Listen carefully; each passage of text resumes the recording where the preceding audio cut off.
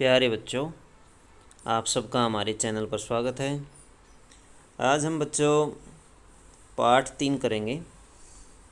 कक्षा 8 का पाठ नंबर 3, विज्ञान का पाठ नंबर 3 बच्चों, संश्लेषित रेशे और प्लास्टिक। तो बच्चों आज हम स्टडी करेंगे संश्लेषित रेशे और प्लास्टिक के बारे में। तो बच्चों देखिए, पोशाक जिन्हें हम पहनते हैं कपड़े से निर्मित होते हैं। तो बच्चों किससे निर्मित होते हैं? कपड़े से। कपड़े प्राकृतिक और कृत्रिम स्रोतों से प्राप्त रेशों से बनाए जाते हैं। कपड़ा जो है बच्चों वो रेशों से बनाया जाता है और रेशे बच्चों 2 प्रकार के होते हैं। एक होता है प्राकृतिक और दूसरा होता है कृत्रिम।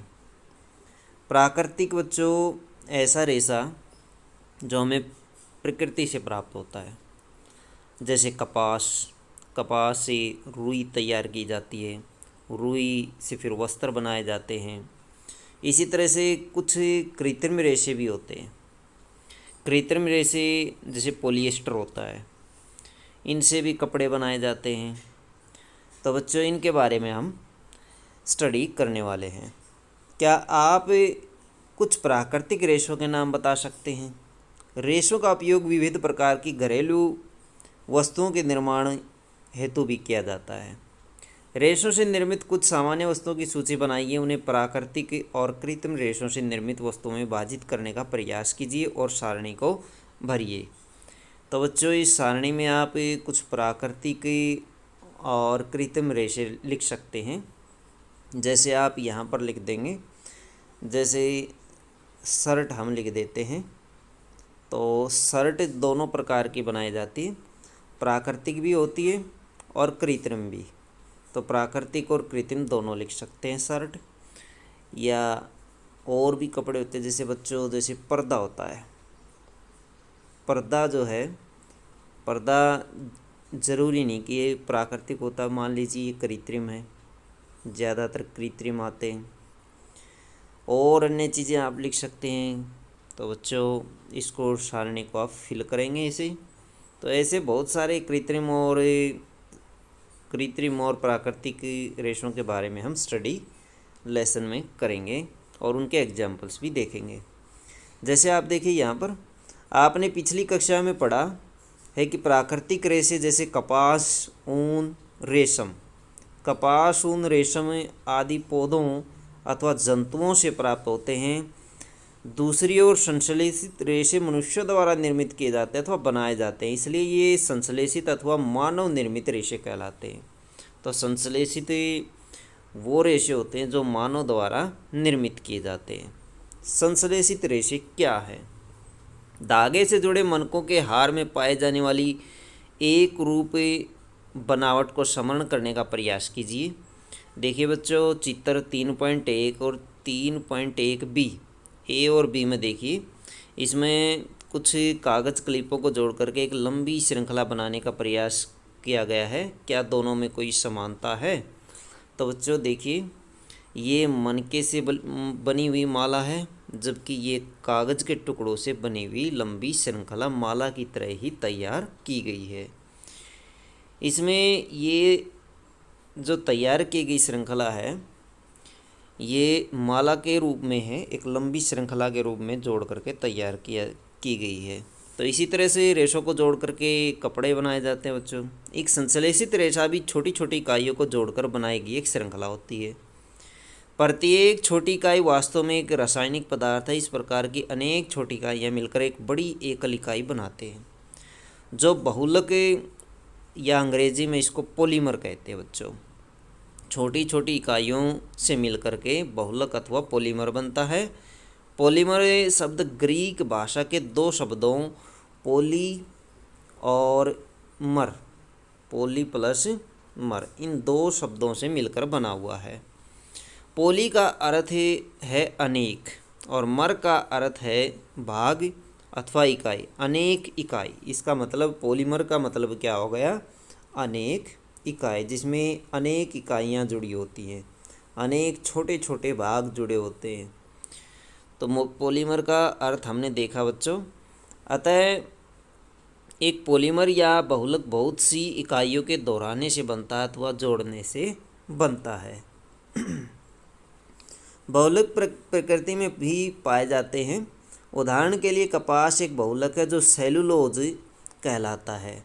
सेलुलोज इकाइयों से ये बना होता है। सेलुलोज बड़ी संख्या में ग्लूकोज इकाइयों द्वारा निर्मित होता है। सेलुलोज बच्चों ग्लूकोज से बनता है। सेलुलोज छोटी इकाई होती है जो जुड़ करके बहुलक का निर्माण करता है। संश्लेषित रेशों के प्रकार। पहला देखिए बच्चों, रेयोन। आपने कक्षा 7 में पढ़ा है कि रेशम कीट से प्राप्त किया जाता है। रेशम जो है वो रेशम कीट से प्राप्त होता है। इसकी खोज चीन में हुई थी। इसे लंबे समय तक कड़ी सुरक्षा में गोपनीय रखा गया। चीन वालों ने इसको बच्चों सुरक्षित रखा गया ताकि दूसरे देश इसका प्रयोग न कर सकें। रेशे से प्राप्त कपड़ा बहुत महंगा होता है, परंतु इसकी सुंदर बनावट ने प्रत्येक व्यक्ति को मोह लिया। इसकी जो बनावट थी बहुत ही सुंदर थी, इस वजह से लोगों को मोह लिया। रेशम को कृत्रिम रूप से बनाने के प्रयास किए गए।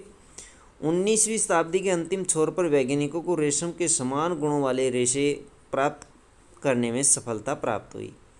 इस प्रकार का रेशा काष्ठ लुगदी, लकड़ी की लुगदी से के रासायनिक उपचार से प्राप्त किया गया। यह रेशा रेयोन अथवा कृत्रिम रेशा कहलाया। तो बच्चों लकड़ी की लुगदी से रेयोन को तैयार किया जाता है। यद्यपि रेयोन प्राकृतिक स्रोत काष्ठ लुगदी से प्राप्त किया जाता है, यह एक मानव निर्मित रेशा है। यह रेशम से सस्ता होता है, परंतु इसे रेशम रेशों के समान बुना जा सकता है। इसे रंगों की कई किस्मों में रंगा जा सकता है। रेयोन को कपास के साथ मिलाकर के बिस्तर की चादरें बनाई जाती है। बच्चों बिस्तर की चादरें कब कैसे बनाई जाती है? रेयोन को कपास के साथ मिलाकर के बनाई जाती हैं, अथवा ऊन के साथ मिलाकर इसके कालीन और गलीचे बनाए जाते हैं। बच्चों चटाइयाँ होती हैं, गलीचे होते हैं जो नीचे बिछाए जाते हैं, फर्शों के ऊपर बिछाए जाते हैं, वो ऊन और रेयोन का मिश्रण होते हैं। ऊन और रेयोन को मिला करके बनाए जाते हैं। नायलॉन के बारे में स्टडी करेंगे बच्चों। नायलॉन एक अन्य मानव निर्मित रेशा है। इसे 1931 में बिना किसी प्राकृतिक कच्चे माल, पौधे या जंतु से प्राप्त किसी भी कच्चे माल के बगैर ही से प्राप्त किया गया उपयोग के योग्य बनाया गया नायलॉन। इसका निर्माण कोयले, जल और वायु से किया गया। यह प्रथम पूर्ण रूप से संश्लेषित रेशा था। तो संश्लेषित रेशा बच्चों ऐसा रेशा जो मानव निर्मित होता है। तो नायलॉन रेशा प्रबल भी होता है। प्रबल होता कठोर, प्रत्यास्थ होता लचीला, रबड़ की तरह लचीला, और हल्का भी था, और प्रत्यास्थ और प्रबल था। यह चमकीला भी था और धुलने में सुगम भी था, आसानी से धुल सकता था। यह कपड़ों के निर्माण हेतु बहुत प्रचलित हुआ। कपड़ों के निर्माण के लिए नायलॉन का बहुत ज़्यादा प्रयोग किया गया, क्योंकि इसके बने कपड़े सस्ते थे, टिकाऊ थे और चमकीले थे और लुभावने थे। क्या नायलॉन रेशा वास्तव में इतना प्रबल है कि हम इसे नायलॉन पैराशूट और चट्टानों पर चढ़ने हेतु रस्से बना सकते हैं? बिल्कुल बना सकते हैं। इससे पैराशूट और चट्टानों और पहाड़ियों के ऊपर चढ़ने के लिए रस्से तैयार किए गए।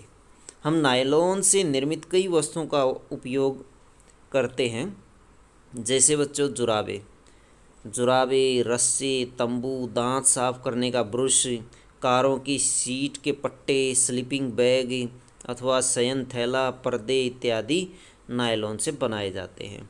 नायलॉन का उपयोग पैराशूट बनाने में भी किया जाता है। बच्चों पैराशूट बनाने में इसका प्रयोग किया जाता था। बच्चों देख सकते हैं ये कुछ रेयोन से निर्मित चित्र देखिए। ये बच्चों कालीन देखिए, पर्दे देख सकते हैं, ये पर्दे का चित्र है। नायलॉन से बने जुराबे देखिए, रस्से देखिए और टूथब्रश। क्या नायलॉन के रेशे सचमुच इतने मजबूत होते हैं कि हम उन उससे पैराशूट और चट्टानों पर चढ़ने की रस्सी का निर्माण कर सकते हैं। बिल्कुल मजबूत होते हैं बच्चों। तो चट्टानों पर चढ़ने हेतु रस्सी नायलॉन से बनाए जाते हैं। ये पैराशूट का चित्र आप देख सकते हैं बच्चों। देखिए, ये नायलॉन से तैयार किया जाता है और ये चट्टानों पर चढ़ने वाले जो रस्से तैयार किए जाते हैं वो भी नायलॉन के बनाए जाते हैं। तो बच्चों, नायलॉन के उपयोग हमने देखे। एक क्रियाकलाप हम करते हैं। क्रियाकलाप 3.1 देखिए। एक क्लैंप युक्त लोहे का स्टैंड लीजिए, लगभग 60 सेंटीमीटर लंबा एक सूती धागा लीजिए, इसे क्लैंप से बांध दीजिए जिससे यह स्वतंत्र रूप से लटक जाए, जैसा चित्र 3.5 में दिखाया गया है। मुक्त सिरे पर क्या करेंगे बच्चों? मुक्त सिरे पर एक हुक लगा पलड़ा बांध दीजिए जिसमें बाट रखे जा सके। पलड़े में एक एक करके बाट तब तक रखते जाइए जब तक कि धागा टूट ना जाए।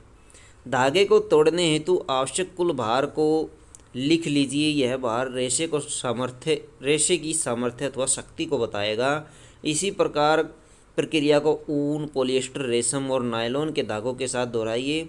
आंकड़ों को सारणी में लिखिए। अब बच्चों देखिए क्या किया।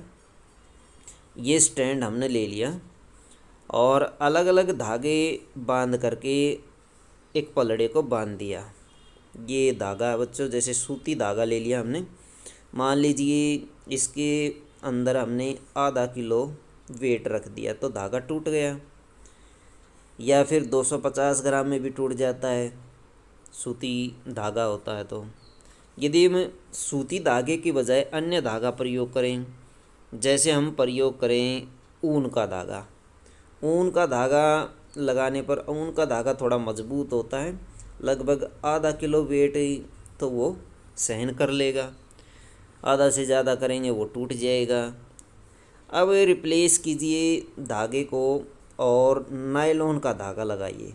नायलॉन का धागा आप रखते जाएंगे, इसमें वेट रखते जाएंगे। 1 किलो हमने रख दिया, 2 किलो का रख दिया, 3 किलो, 5 किलो, इस तरह से आप रखेंगे और उसमें लचीलेपन की वजह से उसकी लेंथ जो है वो बढ़ती जाएगी, उसकी लंबाई, और वो टूटेगा नहीं। और काफ़ी ज़्यादा वेट रखने के बाद वो टूटेगा तो बच्चों परीक्षण अपने इसमें भर दीजिए सारणी के अंदर। आप रेशों को लटकाने हेतु दीवार पर लगे एक हुक या कील का उपयोग कर सकते हैं, या दूसरे सिरे पर पॉलीथीन की थैली बांध सकते हैं। बाटों के स्थान पर एक ही आकार वाली कांच की गोलियों या गुटिकाओं का प्रयोग किया जा सकता है। ध्यान रहे सभी धागे एक ही लंबाई और लगभग एक ही मोटाई के होने चाहिए। धागे की मोटाई समान होनी चाहिए और धागे की लंबाई भी उतनी ही होनी चाहिए, सबकी एक जैसी। मान लीजिए 10 सेंटीमीटर के धागे हम प्रयोग कर रहे हैं, सारे के सारे 10 सेंटीमीटर के होने चाहिए। फिर पॉलिएस्टर और एक्रिलिक क्या होते हैं? पॉलिएस्टर एक अन्य संश्लेषित रेशा है। इस रेशे से बने कपड़े में आसानी से सिलवटें नहीं पड़ती है। तो बच्चों इससे जो कपड़े बनाए जाते हैं उनमें आसानी से सिलवटें नहीं पड़ती है, सपाट रहता है और सरलतापूर्वक धुल जाता है। अतः यह वस्त्र सामग्री हेतु पर्याप्त उपयोगी पदार्थ है। आपने लोगों को सुंदर पॉलिएस्टर कमीजें और अन्य परिधान पहने अवश्य देखा होगा। टेरिलिन एक अन्य लोकप्रिय पॉलिएस्टर है। इसे बहुत महीन धागों में खींचा जा सकता है जिन्हें फिर किसी भी अन्य तंतु समान बुना भी जा सकता है बच्चों। तो ये मानव निर्मित रेशे हैं पॉलिएस्टर और एक्रिलिक, इनसे वस्त्र भी बनाए जाते हैं बच्चों। आगे देखेंगे पीईटी के बारे में बच्चों। मेरी माँ जल के लिए सदैव पीईटी अथवा पेट बोतलें और चावल और चीनी संचयन के लिए पेट जार खरीदती है। मैं जानने के लिए उत्सुक हूँ कि आखिर ये पेट क्या है। पेट अथवा पीईटी बच्चों पॉलीएथिलीन ट्रथेलिट इसका पूरा नाम है। ये एक बहुत सुपरिचित प्रकार का पॉलिएस्टर है। इसका उपयोग बोतलें, बर्तन, फिल्म, तार और बहुत अन्य बहुत से उपयोगी उत्पादों के निर्माण हेतु किया जाता है। चारों ओर दृष्टि घुमाइए और पॉलिएस्टर से निर्मित वस्तुओं की सूची बनाइए। पॉलिएस्टर वास्तव में एक रसायन जो पोली और एस्टर दो शब्दों से बना होता है और एस्टर से ये बनाया जाता है। पोली एस्टर को कई बार जोड़ दिया जाता है। पोली का मतलब होता है कई इकाई बच्चों, एस्टर की कई इकाइयाँ इसमें जुड़ी होती हैं। एस्टर की इकाइयों को जोड़ करके अथवा उनकी पुनरावृत्ति करके इसको बनाया जाता है। एस्टर वे रसायन है जो फलों को उनकी गंध प्रदान करते हैं। निर्मित कपड़े पॉलीकोट, पॉलीवूल, टेरीकोट आदि नामों से बेचे जाते हैं।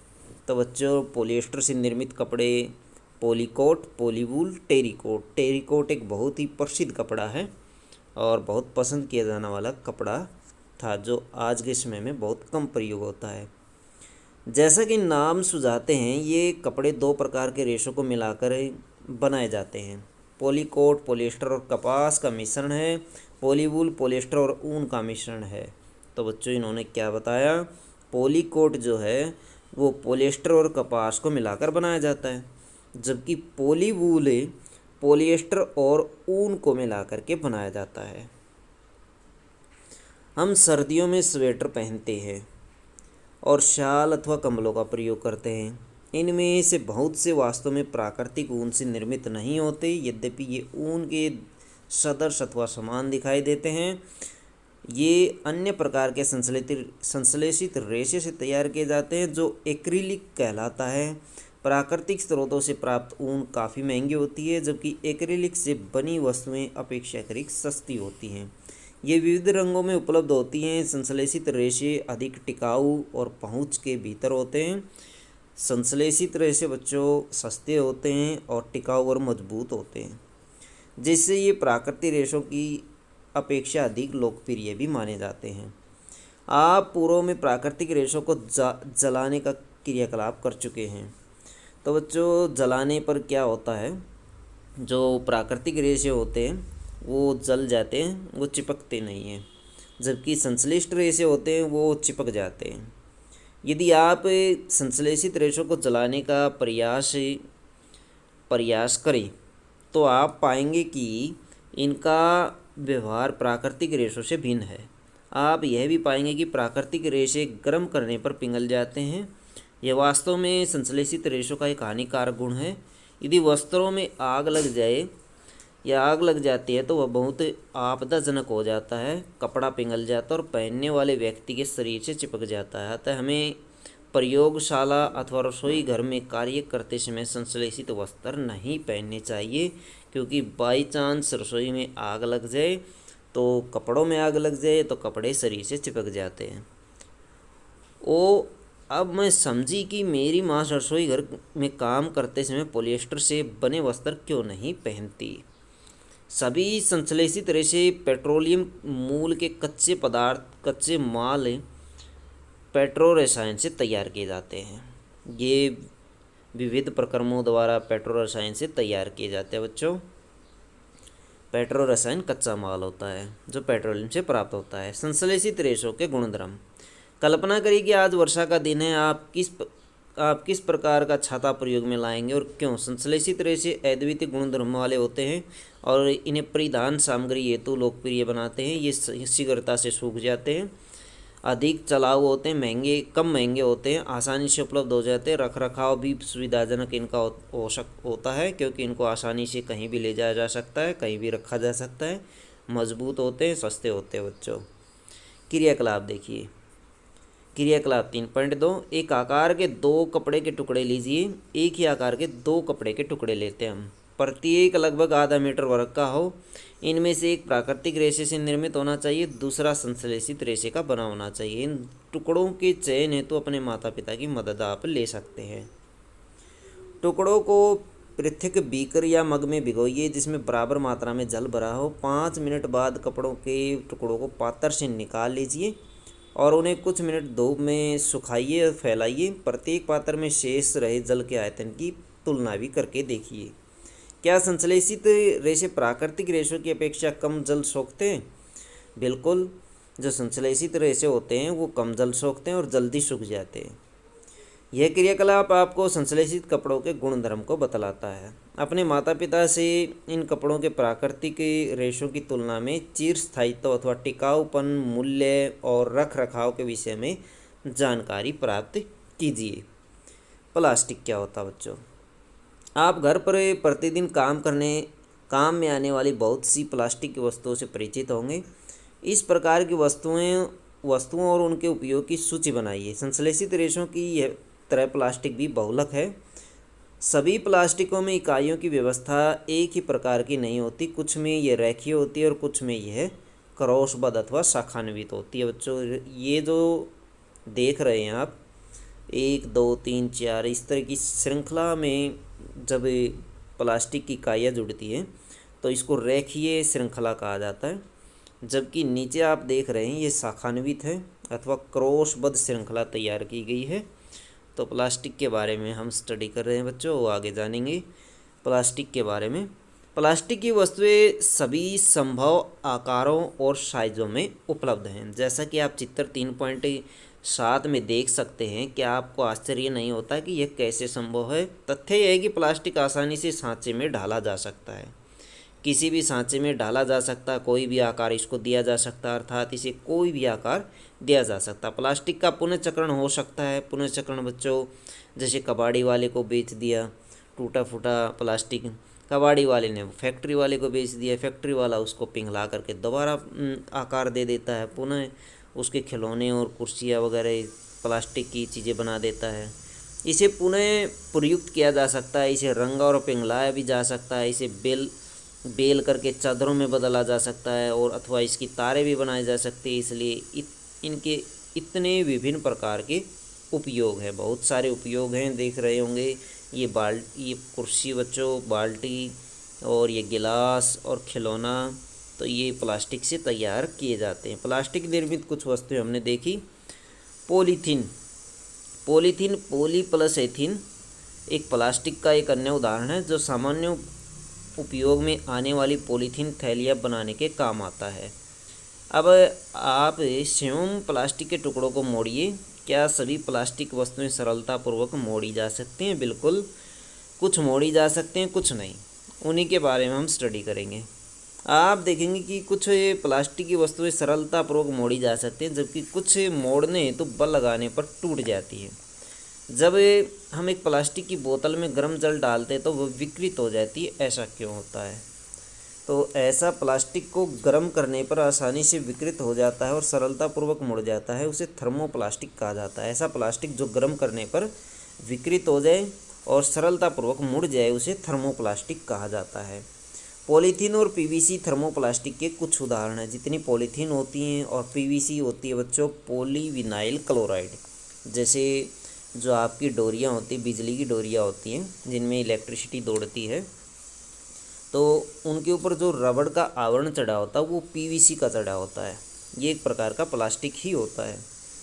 इनका उपयोग खिलौने, कंघियाँ और विभिन्न प्रकार के पात्रों के बड़े पैमानों पर निर्माण हेतु किया जाता है। दूसरी ओर एक कुछ प्लास्टिक ऐसे हैं जिन्हें एक बार सांचे में डाल दिया जाए तो उन्हें ऊष्मा देकर गर्म नहीं किया जा सकता, जिन्हें थर्मोसेटिंग प्लास्टिक कहा जाता है। जैसे इसके दो उदाहरण हैं, बेकेलाइट और मेलामाइन।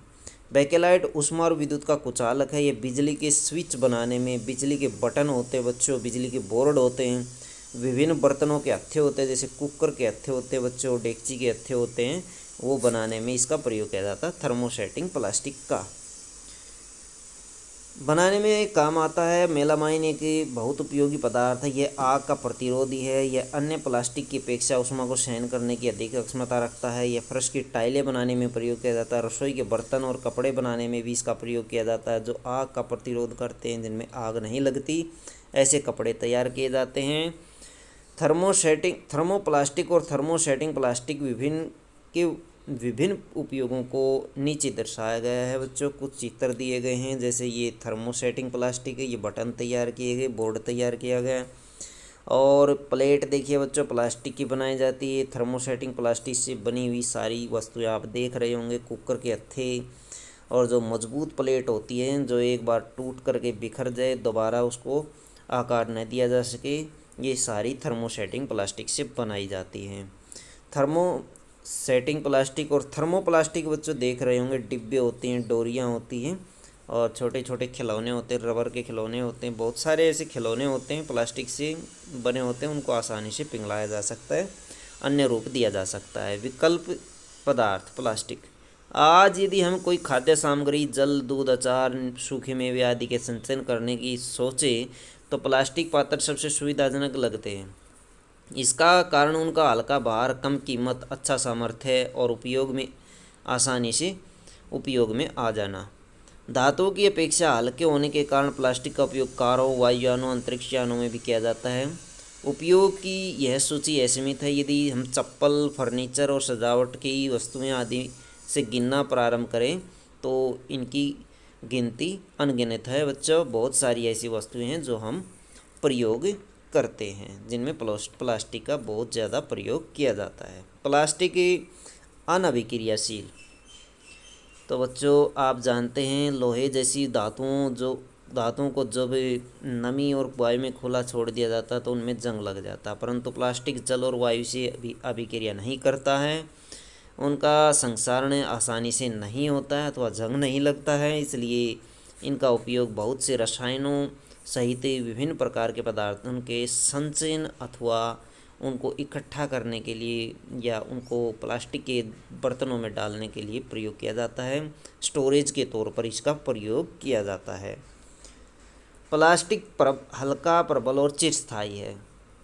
चिरस्थायी होता है जो लंबे समय तक चलने वाला। प्रबल कठोर, हल्का बिल्कुल आराम से इसको प्रयोग में किया जा सकता है। हल्का होने के कारण पूर्व काल में उपयोग आने वाली बाल्टियों के बारे में अपने माता पिता और दादा दादी से बात करिए। किस पदार्थ की बनी बाल्टियाँ और मग आज आप उपयोग में ले रहे हैं? प्लास्टिक पात्रों को उपयोग में लाने के क्या लाभ हैं? क्योंकि प्लास्टिक बहुत हल्का है, प्रबल, चिरस्थायी है और विभिन्न आकार और साइजों में ढाला जा सकता है, तो यह विभिन्न उद्देश्यों हेतु उपयोग में लाया जाता है। प्लास्टिक सामान्यतः धातुओं की अपेक्षा सस्ते होते हैं। ये उद्योगों और घरेलू कार्यों में व्यापक रूप से उपयोग में लाए जाते हैं। विभिन्न प्रकार के प्लास्टिक पात्रों की सूची बनाइए जिन्हें आप दैनिक जीवन में उपयोग में लाते हैं। तो बच्चों प्लास्टिक के उपयोग देखे हमने। प्लास्टिक सुचालक है, कुचालक है बच्चों। आपने ऊपर सीखा कि प्लास्टिक ऊष्मा और विद्युत का कुचालक है, इसलिए बिजली के तार प्लास्टिक से ढके रहते हैं और खाना बनाने वाले पात्रों के हत्थे जो होते हैं वो भी इससे बने होते हैं। क्या आप जानते हैं बच्चों? प्लास्टिक का स्वास्थ्य देखभाल उद्योग में व्यापक उपयोग होता है। इसके उपयोगों के कुछ उदाहरण जैसे दवा की गोलियां, टिक्कियों को पैक करने हेतु, घावों को सीने हेतु धागे, सिरिंज, चिकित्सकों के दस्ताने, विविध प्रकार के चिकित्सीय यंत्र। माइक्रोवेव ओवन में भोजन पकाने हेतु विशिष्ट प्लास्टिक पात्र का उपयोग किया जाता है। माइक्रोवेव ओवन बच्चों बिजली से चलने वाला एक यंत्र है जिसमें भोजन को गर्म किया जाता है। माइक्रोवेव ओवन में ऊष्मा खाद्य पदार्थ को पका देती है परंतु प्लास्टिक पात्र को प्रभावित नहीं करती है। टेफलॉन एक विशिष्ट प्रकार का प्लास्टिक है जिस पर तेल और जल चिपकता नहीं है। ये भोजन पकाने के पात्रों पर नए चिपकने वाली परत लगाने के काम आता है बच्चों। ये रसोई के बर्तनों पर लगाया जाता है टेफलॉन। कभी कभी आपने देखे होंगे कुछ बर्तन महंगे आते हैं, उनकी अंदर की परत आपने देखी होगी। तो बच्चों जैसे ये बर्तन है, इसके अंदर वाली जो परत है वो काले काले रंग की होती है और उसमें तेल जब डालते हैं तो उससे चिपकता नहीं है, वो आसानी से धुल जाता है। ऐसे बर्तनों पर टेफलॉन की परत चढ़ाई जाती है, टेफलॉन की परत चढ़ा दी जाती है। तो बच्चों अग्नि से प्लास्टिक यद्यपि संश्लेषित रेशे आसानी से आग पकड़ लेते परंतु यह जानना रोचक होगा कि आग बुझाने वाले कर्मचारियों के परिधान होते हैं बच्चों वस्त्र।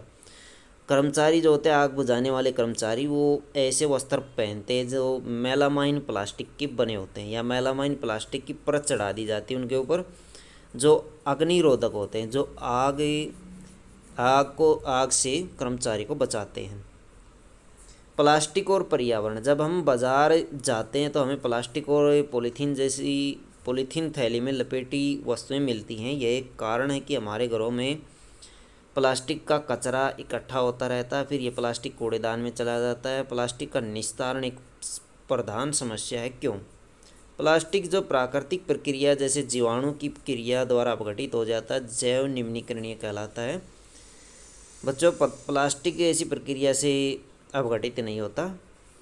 कई ऐसे पदार्थ होते जो अपघटित हो जाते हैं, लेकिन प्लास्टिक अपघटित नहीं होता। इस प्रक्रिया को जैव अनिम्नीकरणीय कहा जाता है। पदार्थ जो प्राकृतिक प्रक्रियाओं द्वारा सरलता से विघटित नहीं होते हैं उन्हें जैव अनिम्नीकरणीय कहा जाता है, और पदार्थ जो प्राकृतिक प्रक्रिया जैसे जीवाणु की क्रिया द्वारा अपघटित हो जाते हैं उन्हें जैव निम्नीकरणीय पदार्थ कहते हैं।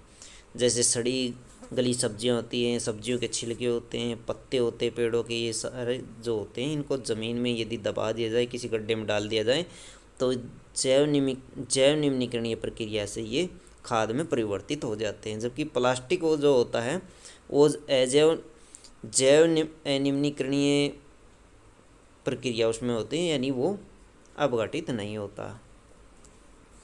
अब अपशिष्ट के प्रकार। अपशिष्ट के प्रकार बच्चों देखेंगे हम। सब्जी और फलों के छिलके, बचा हुआ भोजन, कागज़, सूती कपड़ा, लकड़ी, ऊनी वस्त्र, टीन, एल्युमिनियम और अन्य धातुओं के डिब्बे, प्लास्टिक थैलियाँ। तो बच्चों इनको अपघटित होने में कितना समय लगता है? जैसे सब्जी और फलों के छिलकों को अपघटित होने में 1 से 2 सप्ताह लगते हैं। कागज़ को अपघटित होने में 10 से 30 दिन लगते हैं। सूती वस्त्र को 2 से 5 महीने लगते हैं। लकड़ी को 10 से 15 वर्ष लगते हैं। ऊनी वस्त्र को लगभग 1 वर्ष लग जाता है। और टीन, एल्युमिनियम और अन्य डिब्बों को 100 से 500 वर्ष लगते हैं। प्लास्टिक की थैलियों को कई वर्ष, करोड़ों वर्ष लग जाते हैं, लेकिन पूर्ण रूप से अपघटित नहीं होते। छोटे छोटे टुकड़ों में बँट जाता है प्लास्टिक, लेकिन वो छोटे छोटे टुकड़े और अन्य छोटे टुकड़ों में बढ़ते चले जाते हैं और बहुत सारे वर्ष, करोड़ों वर्ष लग जाते हैं इसको अपघटित होने में। प्रक्रिया कौन सी होती है? ऊपर देखिए बच्चों, जैव निम्नीकरणीय प्रक्रिया होती है इन सब के अंदर। एल्युमिनियम, धातु और प्लास्टिक, इन दोनों में जैव अनिम्नीकरणीय प्रक्रिया होती है। किसके अंदर अजैव निम्नीकरणीय प्रक्रिया होती है बच्चों? धातुएं और प्लास्टिक की थैलियों के अंदर। तो बच्चों अजैव निम्नीकरणीय हमें पता ही है, ये विघटित नहीं होते, क्योंकि प्लास्टिक विघटित होने में कई वर्ष ले लेता है। यह पर्यावरण हितैषी नहीं है, यह पर्यावरण प्रदूषण का कारण बनता है। इसके अतिरिक्त जब हम इस संश्लेषित पदार्थ को जलाया जाता तो पूर्णतः जलने में लंबा समय लगता है। इस प्रक्रिया में भारी मात्रा में विषैली धूम अथवा गैसें उत्सर्जित कर पर्यावरण को प्रदूषित करता है। इस समस्या का समाधान कैसे किया जा सकता है? यथासंभव प्लास्टिक के उपयोग से बचिए। कपास या जूट के थैलों का प्रयोग कीजिए। जैव निम्नीकरणीय और अनिम्नीकरणीय अपशिष्ट को अलग इकट्ठा करिए और इनका निस्तारण करिए अथवा उपचार करिए। इसे अपने घरों पर व्यवहार में लाइए। कुछ और तरीके सुझाइए जिनके द्वारा प्लास्टिक पदार्थों को कम उपयोग करें या पुनः उपयोग करें। ऐसी विधियां प्रयोग करिए। प्लास्टिक अपशिष्ट को पुनः चक्रित करने का बेहतर जो तरीका है बच्चों, पुनः चक्रित करिए इसको। अधिकांश थर्मोप्लास्टिक पुनः चक्रित किए जा सकते हैं। जिन वस्तुओं को पुनः चक्रण किया जा सकता है उनकी सूची बनाइए। पुनः चक्रण के समय कुछ रंग प्रदान करने वाले अभिकर्मक मिला दिए जाते हैं, जिससे पुनः चक्रित सामग्री का उपयोग विशेष रूप से खाद्य पदार्थ के संचयन हेतु सीमित हो जाता है। एक उत्तरदायी नागरिक के रूप में 5R अथवा 5R सिद्धांत का प्रयोग करिए। 5R सिद्धांत का प्रयोग क्या है बच्चों? पहले R का मतलब है उपयोग कम करिए अथवा रिड्यूस। दूसरे R का मतलब है पुनः उपयोग करिए अथवा रीयूज। पुनः चक्रित करिए, तीसरे R का मतलब है पुनः चक्रित करिए अथवा रिसाइकल करिए। पुनः प्राप्त करिए अथवा रिकवर। चौथे R का मतलब है पुनः प्राप्त करिए अथवा रिकवर करिए। और पांचवें R का मतलब है उपयोग ना करें अथवा रिफ्यूज अथवा उपयोग ना करें, इसके स्थान पर कोई अन्य वस्तु प्रयोग करें। इस प्रकार की आदतें विकसित करिए जो पर्यावरण हितैषी हों। तो बच्चों, क्या आपने कोई ऐसा कचरा अथवा ढेर देखा जहाँ पशु, विशेष रूप से गाय, कचरा खा रही हों? खाद्य अपशिष्ट खाने के प्रक्रम में ये पशु पॉलीथीन की थैलियाँ और खाद्य पदार्थों के रैपर भी निकल जाते हैं। क्या आप इसके परिणाम की कल्पना कर सकते हैं? प्लास्टिक पदार्थ इन पशुओं के श्वसन तंत्र में कंठरोध उत्पन्न करता अथवा गले में अटक जाता है, अथवा आमाशय में एक अस्तर बनाते हैं, आमाशय में चला जाता है और अंततः इनकी मृत्यु का कारण बन जाता है। लापरवाही से इधर उधर फेंकी गई पॉलीथीन की थैलियाँ नालियों को रोक देती है। कभी कभी हम बहुत अधिक लापरवाही दिखाते हैं और चिप्स, बिस्कुट, अन्य खाद्य पदार्थों के रैपर सड़क पर, उद्यान और पिकनिक के स्थानों पर फेंक देते हैं। क्या हमें ऐसा करने से पहले सोचना नहीं चाहिए? एक उत्तरदायी नागरिक के रूप में आप क्या उपाय सुझाते हैं जिससे सार्वजनिक स्थल स्वच्छ और प्लास्टिक मुक्त रहे? रेशा विवेक। प्लास्टिक की थैलियाँ जलाशयों में अथवा सड़कों पर नहीं फेंकनी चाहिए बच्चों। खरीदारी के लिए जाते समय एक सूती कपड़े का थैला अथवा जूट का थैला लेकर जाइए। प्लास्टिक पदार्थों का उपयोग कम से कम करिए। उदाहरण के लिए प्लास्टिक के स्थान पर स्टील से बने भोजन रखने के डिब्बों का प्रयोग कीजिए अथवा प्रयोग में लाइए बच्चों। तो बच्चों ये था आपका लेसन नंबर 3। वीडियो अच्छी लगे तो बच्चों लाइक करें, हमारे चैनल को सब्सक्राइब करें।